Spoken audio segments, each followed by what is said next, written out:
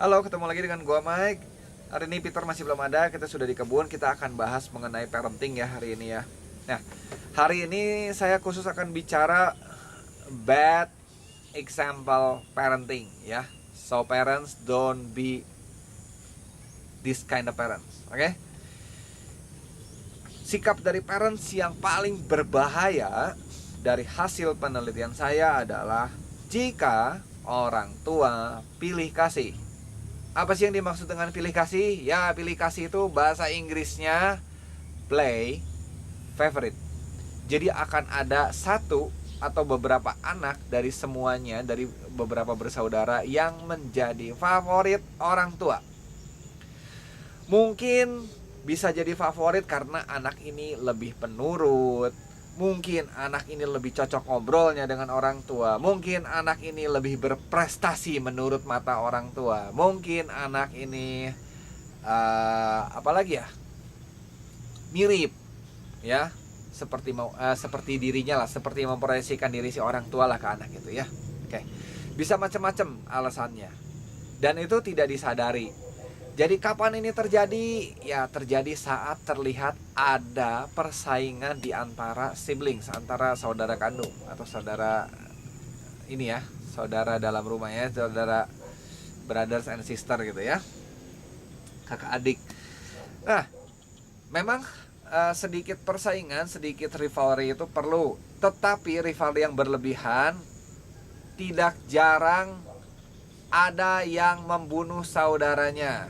Kalau buat orang-orang yang baca dari Bible ya, seperti Cain yang jealous sama Abel ya, karena persembahannya nggak diterima, pilih-pilih persembahannya ya. Akhirnya Abelnya dibunuh sama Cain. Terus ada lagi Jacob sama Esau ya. Jacob mencuri haknya Esau karena menganggap orang tuanya pilih kasih, lebih menyayangi kakaknya dibanding dia. Ya, dan masih banyak contoh lainnya ya. Untuk yang pilih kasih, akhirnya salah satu akan menjadi tersakiti. Tetapi dalam hal ini siapa yang nantinya rugi? Yang nantinya rugi itu semua orang. Buktinya apa? Dari hasil penelitian ya, kebanyakan orang tua yang pilih kasih itu akan pilih kasih kepada cucunya juga, menurun. Jadi cucunya dari anak yang tidak favorit, anak tembikar yang sudah saya bicarakan minggu lalu, itu tetap merasakan pilih kasih ya, merasakan efeknya juga, menjadi cucu tembikar. Nah, berat kan? Sedangkan yang anak emas, cucunya juga jadi cucu emas, jadi kesayangan. That's not good ya.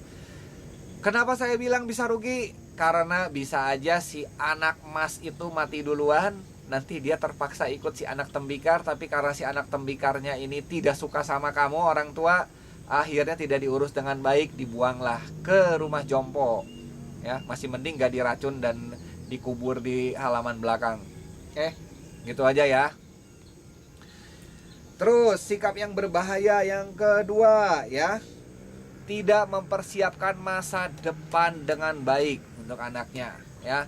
Ada beberapa orang tua menganggap bahwa sekolah itu tidak penting, yang penting bisa cari uang. Nah, itu adalah jawaban yang paling TOLOL. Nah, baca sendiri ya apa itu artinya ya. Jadi orang-orang yang menganggap sekolah itu tidak lebih penting dari uang ya, pikir lagi. Semua binatang di dunia ini hidup dengan damai di bumi ini, tidak memerlukan uang. Cukup makan, bisa punya anak, bisa punya ekosistem yang baik, hidup normal.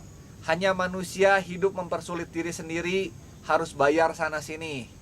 Bahkan ke WC pun harus bayar ya.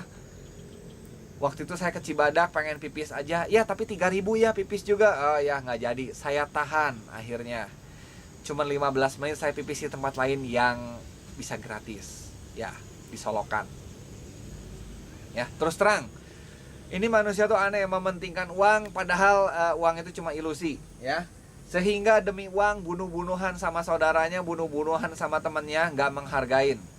Kerjaannya semua nggak bener, semua kerjaannya pengen untung sendiri, berkorupsi, mencuri atau maling dari temennya, ya.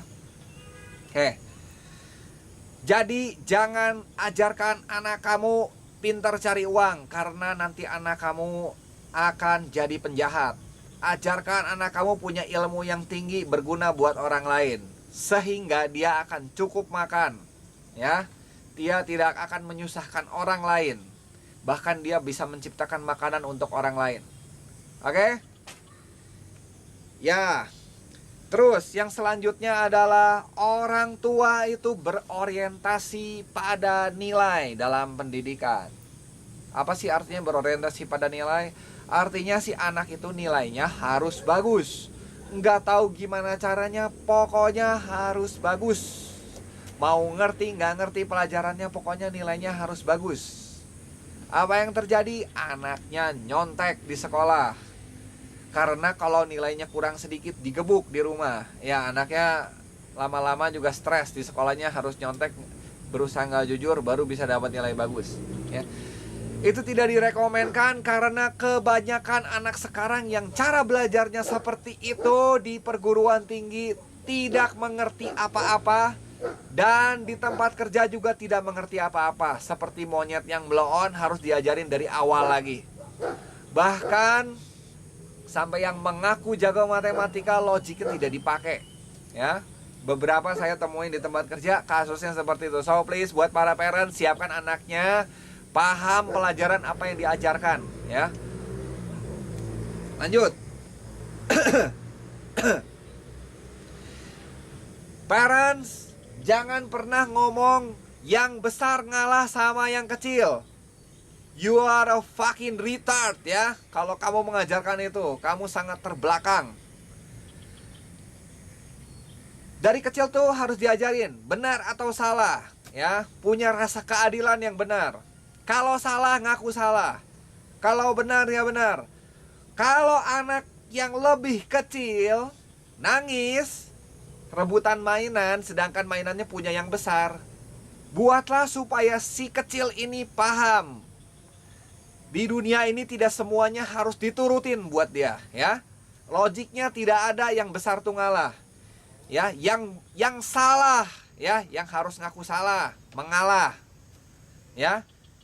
Yang udah tahu benar juga jangan mau kamu ditindas.